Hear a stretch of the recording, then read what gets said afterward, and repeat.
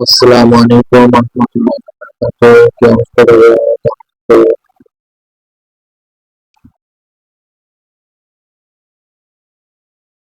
আচ্ছা দেখো আমরা ক্লাস সিক্স এর প্রাথমিক গণিত ক্লাস সিক্স এর যে গণিত রয়েছে সেটা আমরা প্রথম অধ্যায় থেকে শুরু করি। আজকে আমাদের ফার্স্ট ক্লাস। তো আজকে আমরা প্রথম অধ্যায় থেকে শুরু করি। আচ্ছা প্রথম অধ্যায় কি আছে এটা আমরা অনেকগুলো দেখো স্টার্ট হইতে তোমার কত পেজ থেকে পেজ ওয়ান থেকে পেজ এক দুই তিন চার পাঁচ ছয় এই ছয় নাম্বার পেজে এসে অনুষ্ঠান। তাহলে এই পেজ ছয় পর্যন্ত যে লেখাগুলো আছে এগুলো সরকার টাকা খরচ করে কেন লিখছে, এগুলা কেন লিখছে, এটার তো কোনো কারণ আছে অবশ্যই। এই লেখাগুলো লেখার একমাত্র কারণ হলো যেন আমরা সুন্দরভাবে পড়ালেখাগুলো বুঝতে পারি, আমাদের যেন কোচিং সেন্টার বা এখানে দৌড়াদৌড়ি করতে না হয়। শুধু জাস্ট আমরা এই লেখাগুলো যদি একবার পড়ি তাহলে আমাদের আর এই স্বাভাবিক সংখ্যা ও ভগ্নাংশ সম্পর্কে কোনো প্রকারের সমস্যাই থাকবে না। আচ্ছা আমাদের যত ম্যাথ আসবে যত অঙ্ক আসবে সব আমরা পারবো। আচ্ছা এখানে দেখি কি বলছে, এখানে বলছে যে মানব সভ্যতা শুরু করে মানুষ তার জন্য চাহিদা মেটাতে দিয়ে গণনার প্রয়োজন করে। প্রথম অবস্থায় বিভিন্ন প্রতীক সমানাকারে একই প্রকার বস্তু বা কাঠি ওজন মাটিতে পাথর দাগ দিয়ে প্রাণী বা বস্তু হিসাবে থাকে। কিন্তু সভ্যতার বিকাশের সাথে সাথে বেশি সংখ্যক প্রাণী বা বস্তুর হিসাব রাখার জন্য অন্য ধরনের প্রতীকের প্রয়োজন দেখা যায়। সেখান থেকে গণনা হয় এবং ক্রমান্বয়ে সৃষ্টি হয় এখনকার ব্যবহৃত সংখ্যা পদ্ধতি। আচ্ছা এখন দেখো যে এখানে খুবই সহজ কিছু কথা বলছে, কিন্তু আমাদের মাইন্ডসেট এত কারণে আমরা এটাকে অনেক জটিল ভাবে করি। কেন? যে এখানে দেখো কি বলছে, এখানে বলছে যে অনেক আগের যুগে প্রাচীন কালে যখন মানুষ কোনো কাজ কোনো সম্পদ সেটাকে গণে রাখতো বা গণনা করে রাখতো, বা ধরো তোমার কিছু সম্পদ আছে যেগুলো হারিয়ে গেলে বা চুরি হয়ে গেলে তুমি কিভাবে বুঝবে যে আমার আগে কতগুলো ছিল এখন কতগুলো ছিল। এই সমস্যা সমাধানে তারা কি করতো, তারা কিছু কাঠি বা মাটিতে দাগ দিয়ে পাথরের গায়ে দাগ দিয়ে দিয়ে তারা এগুলো মনে রাখতো। কিন্তু সমস্যা হয়ে দাঁড়াইছে তখন যখন এই গণনার কাজ অনেক বড় হয়ে গেছে, ধরো 10,000 বা 20,000 প্লাস, তখন এতগুলা দাগ বা কাঠি দেওয়া কি পসিবল? আসলে না। তখনই তোমার এই সংখ্যা উৎপত্তি এবং গণনা জন্ম। আচ্ছা এখানে কিছু লেখছে যে অধ্যায় শেষে শিক্ষার্থীরা কি কি শিখবে, এগুলো ভাইয়া বিশ্বাস করো এখন আমি যদি বলে দেব তোমার মাথার সব উপর দিয়ে যাবে। তো এগুলো বললে টাইম পাস করার দরকার নেই, আমরা সোজা 1.1 টপিকে চলে আসি। অঙ্ক পাতন, অঙ্ক পাতন এটা আমি শিওর যে তোমাদের সবার কাছে এই শব্দটা নতুন। আচ্ছা সমস্যা নেই, আমরা এটা করে দেখি।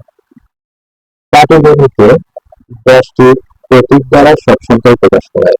তাই বিশ্বাস করে এরা সমস্ত অঙ্কের মূল সূচনাই হলো এই প্রতীকগুলো। 1 2 3 4 5 6 7 8 9 আর 16, এগুলো হলো 10টি প্রতীক। এখন বলা হচ্ছে যে এগুলোকে অঙ্ক বলা হয়, আবার এগুলো সংখ্যাও। আচ্ছা এগুলোর দুই নাম আছে, অঙ্ক অথবা সংখ্যা, যেটা বললে সেটাই সঠিক। আচ্ছা এখানে শূন্য ব্যতীত অর্থাৎ লাস্টের বা শেষের সংখ্যাটা ব্যতীত সবগুলাই হলো তোমার স্বাভাবিক সংখ্যা, আর শূন্যটা বা শেষেরটাই হলো শূন্য, যেটা সার্থক। এই প্রথম নয়টিকে আবার তোমার সার্থক অঙ্ক বা সার্থক সংখ্যাও বলা হয়। তো এখানে যা বলছে এগুলো আসলে সংখ্যার নাম বলছে, এগুলো যে আমাদের 2 টাকার লাভে আসবে না। তো আমাদের যে জায়গায় লাভ আসবে আমরা সেই জায়গায় যাই। আচ্ছা এখানে আমাদের একটা লাভের জায়গা চাইছি। তো দেখো এখানে বলছে যে এদের মধ্যে প্রথম 9টি প্রতীককে সার্থক অঙ্ক এবং শেষেরটি শূন্য বলা হয়। আচ্ছা এবার 9 অপেক্ষা বড় সব সংখ্যাই দুই বা ততোধিক অঙ্ক পাশাপাশি বসিয়ে লেখা হয়। কোন সংখ্যা অঙ্ক দ্বারা লেখাকে অঙ্ক পাঠক।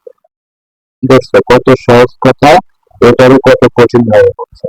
এখানে বলা হয়েছে যে এই যে 10টা সংখ্যা আমরা বললাম বা বললাম, এই 10 সংখ্যা পাশাপাশি বসলে তার চেয়ে বড় হইলে এই 9 ছাড়া অন্য কোনো সংখ্যা বোঝানো কেউ অঙ্কপাঠক বলে বা সংখ্যা লেখা হলে তাহলে অঙ্কপাঠক।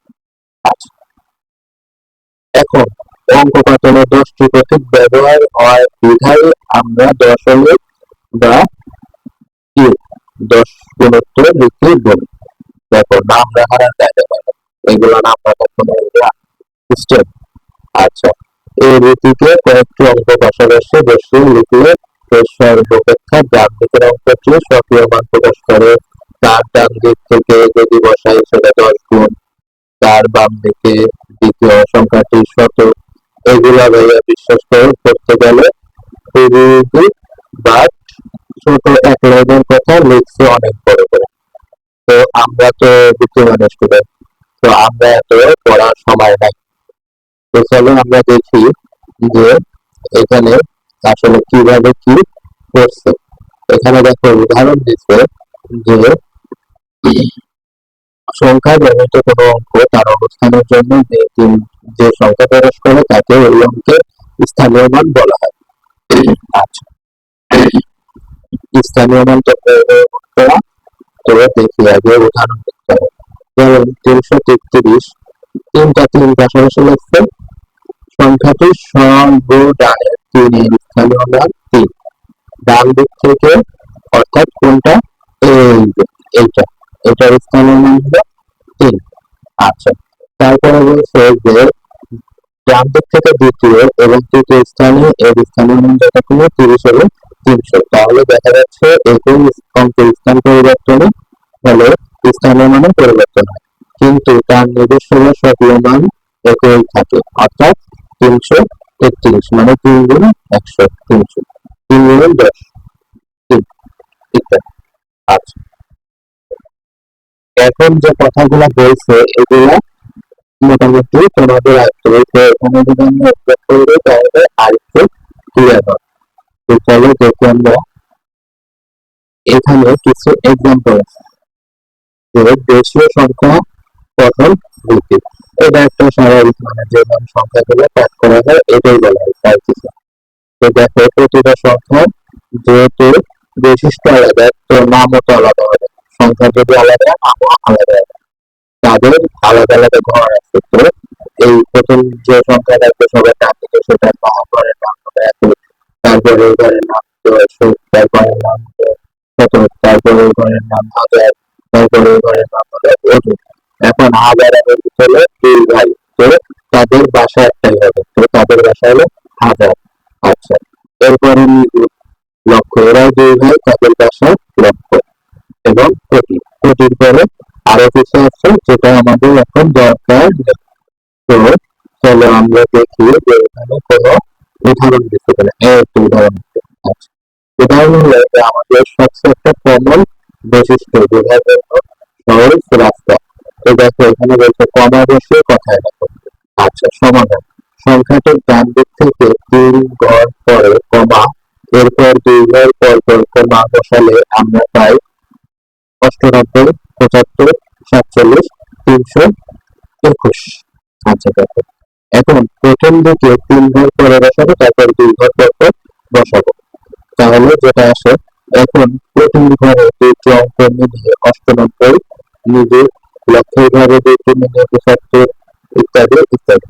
এগুলাকে বলা হয়, সুতরাং সংখ্যাটিকে কথায় প্রকাশ করলে হয় 98 কোটি 75,47,321।